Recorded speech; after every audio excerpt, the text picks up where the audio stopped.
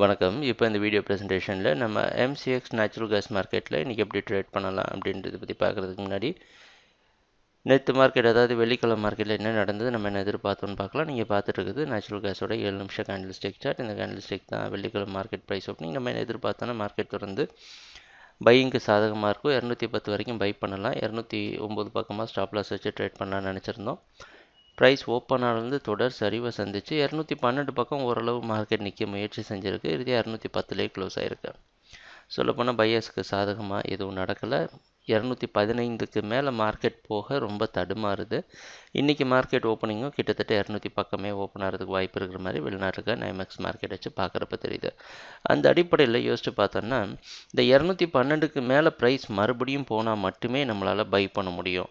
அப்படி இல்லைன்னா அது மார்க்கெட்டை வந்து டவுன் ட்ரெண்டுக்கு கண்டினியூ பண்ணுறதுக்கு வாய்ப்புகள் இருக்குது. அப்படி ஒரு குழப்பமான இடத்துல வந்து ப்ரைஸ் க்ளோஸ் ஆன காரணத்தினால இன்றைக்கி மார்க்கெட் வாட்ச் பண்ணி ப்ரைஸ் டைரக்ஷனை பார்த்து கொஞ்சம் தெளிவு கிடைச்சதுக்கப்புறம் ட்ரேட் பண்ணலாம்.